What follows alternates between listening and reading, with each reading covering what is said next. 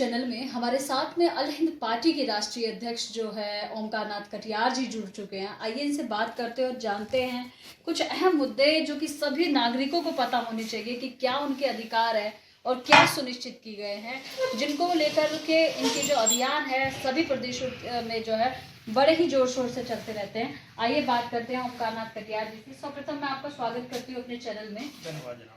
आप हमेशा जो है क्रांतिकारी बदलाव के लिए और यहाँ के नागरिकों को उनके अधिकार के प्रति जागृत करने का कार्य करते हैं, तो कौन कौन से वो अधिकार हैं और क्या आप बताना चाहेंगे?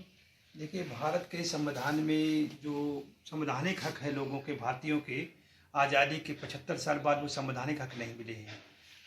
भारत को पहले सोने की चिड़िया कहा जाता था। 1833 में भारत की अर्थव्यवस्था 45 ट्रिलियन थी और पूरे वर्ल्ड का जो जीडीपी था और अकेले भारत का 28% था। इसी वजह से भारत को सोने की चिड़िया कहा जाता है।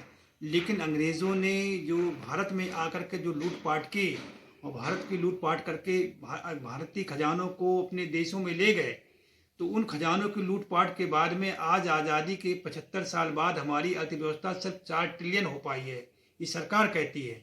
और मोदी जी ने कहा था हम 5 ट्रिलियन करेंगे 2022 में। जो भी कारण हो, लेकिन हमारा कहने का मतलब ये जो लॉ है, कानून है, कानून में 2 चीज़ें हैं। एक होता है आईपीसी, एक होता है सीपीसी। एक सीपीसी में ये होता है कि एक लॉ ऑफ टॉर्ट होता है। लॉ ऑफ टॉर्ट माने किसी के साथ गलत।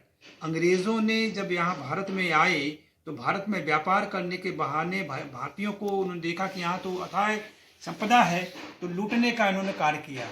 तो भारत को लूटा, तो लूटने के बाद में यहाँ के जो लोगों को नुकसान पहुँचाया, जल जोरू जमीन रुपया पैसा सोना चांदी हीरे जवाहरात लूटे, तो लॉ कहता है कि उनका डैमेज उनको देना चाहिए।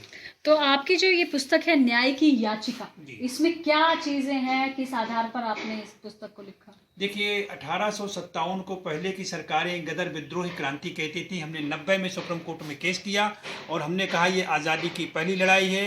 इसको लेकर केंद्र सरकार ने पेंशन मान लिया। ये 3 पीढ़ी को पेंशन सरदार पटेल ने दिया था। हम जब सुप्रीम कोर्ट में केस लड़ रहे थे, जजेस ने कहा ये matter of the CPC, international court में जाइए, इसमें एक तगड़ा सा डैमेज मिल सकता है सभी भारतीयों को जो भारतीय विक्टिमाइज्ड हैं अंग्रेजों द्वारा। एक कीनिया कंट्री ऐसा है जिसने 1963 में अपनी आज़ादी की लड़ाई लड़ी, उनके 8,350 लोग मारे गए, उनको डैमेज और कंपनसेशन मिल रहा था इंग्लैंड से। उन्होंने अंतर्राष्ट्रीय कोर्ट में गए, उन्होंने कहा 6 लाख लोग मारे गए हैं, 8,350 नहीं मारे गए हैं, तो उनको उनका डैमेज 6 लाख लोगों को मिलने लगा इंग्लैंड से। इतने सारे कार्य किए और इतना सारा पैसा होते हुए भी वो गरीब वर्ग आज भी गरीबी को जी रहा है, जिनके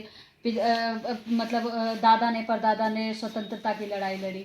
उसको लेकर के अंतिम प्रश्न है मेरा आपसे, देश की जनता, युवा, सुप्रतिष्ठित समाज सेवी वर्ग हमारे चैनल के माध्यम से आपको देख और सुन रहे हैं, उनके लिए क्या संदेश और क्या अपील कर सकते हैं? किस प्रकार से वो अपने अधिकारों के प्रति जागरूक होकर ये जितनी भी योजनाएं हैं जो आपके द्वारा दी जा रही है उसका वो लाभान्वित हो सकते हैं? देखिए, सबसे पहले भारतीयों को ये नहीं पता है कि भारत की आज़ादी की लड़ाई में किसने गद्दारी की है, कौन देशभक्त था।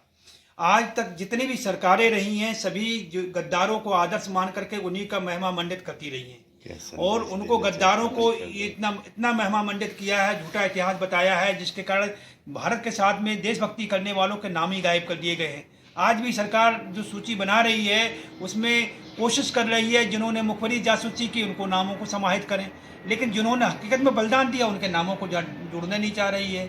ये देश में हो रहा है। तो लोगों को ये जब सही इतिहास नहीं बताया जाएगा तो लोग कैसे जान पाएंगे अपने अधिकारों के प्रति, उनके संवैधानिक हक क्या है, लीगल राइट्स क्या है, कॉन्स्टिट्यूशनल राइट्स क्या है, उनके बताने के लिए हमने ये अभियान चलाया है। धन्यवाद। Thank you very much.